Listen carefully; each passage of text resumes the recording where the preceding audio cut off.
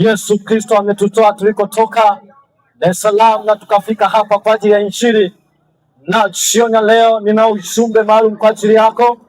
Ninaomba nisome kitabu cha Ufunuo na ile sura yake ya pili na ule mstari wake wa 5 na mpaka ule mstari wake wa 7.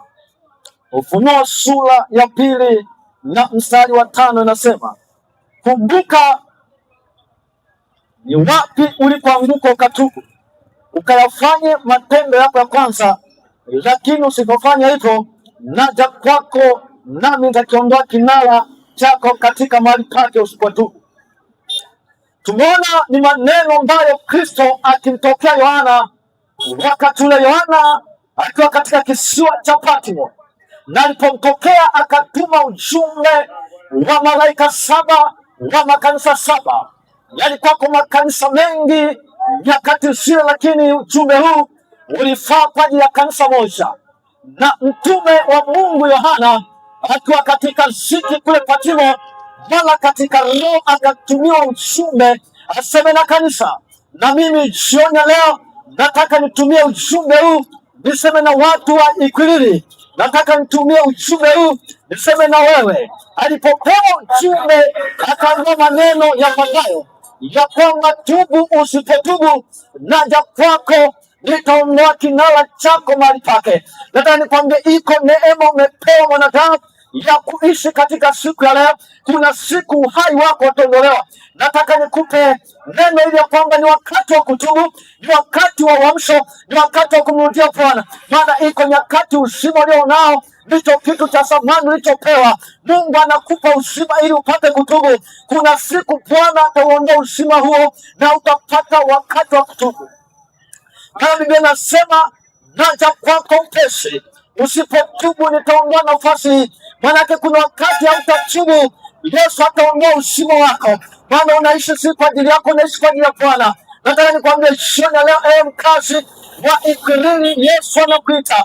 Yesu anakuita uweze kutubu, utoke kwenye madawa ya kienyeji, uweze kutubu, utoke kwenye uchepukaji, uweze kutubu, utoke kwenye ndoa za mitara. Naomba Yesu akusaidie uweze kutubu, utoke kwenye imani potofu za mitumwa na usamaji. Naomba utubu, utoke kwenye imani ambazo hazitumii jina la Yesu, uweze kumrudia Bwana Yesu.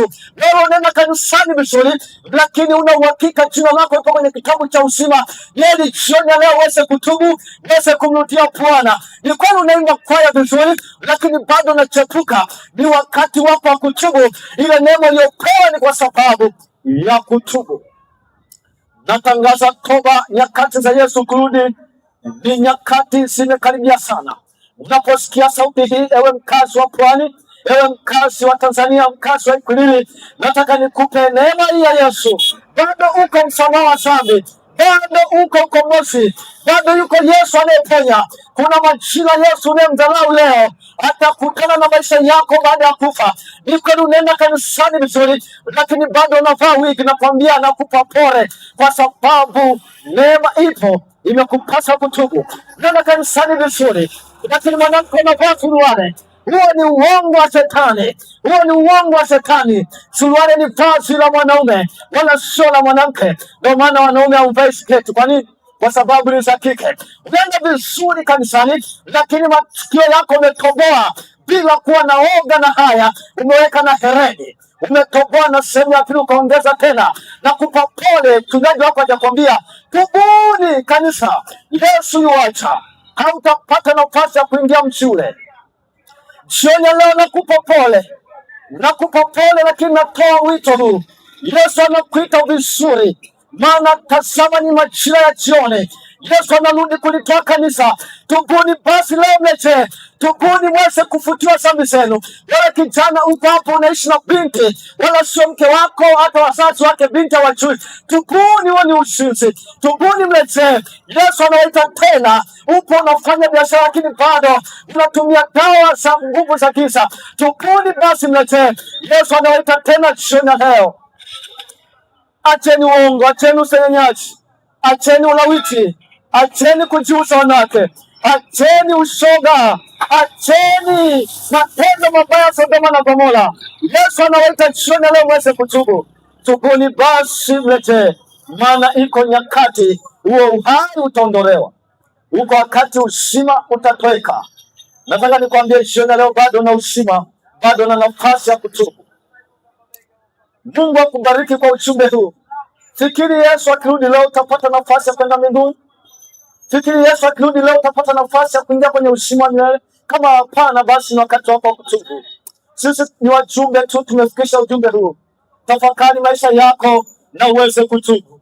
Hatuna muda mwingi wa kusema na wewe, maana tumetumwa kwa ajili ya taifa zima Tanzania tuweze kuhubiri habari njema, na tumefika hapa kwa ajili yako. Mungu anakupenda sana. Umesikia injili hii na moyo wako umechomwa na ukaisu na mahali pa kutengeneza. Natamani nikuongoze maneno ya upatanisho uweze kutubu. Unatamani kutubu jioni leo? Binti huko ametoa mimba na watu hawajui, unatamani kutubu jioni leo? Tubu, bado iko neema, bado iko neema, bado iko neema. Tamani kutubu, nifuatishe maneno haya. Unajua kabisa unaenda kanisani, una uhakika jina lako lipo kwenye kitabu cha uzima. Tubu leo. Sema Bwana Yesu, sema Bwana Yesu, ninakushukuru jioni leo kwa neema na kibali ulichonipa cha kusikia sauti yako. Mimi ni mwenye dhambi, ninatubu mbele zako.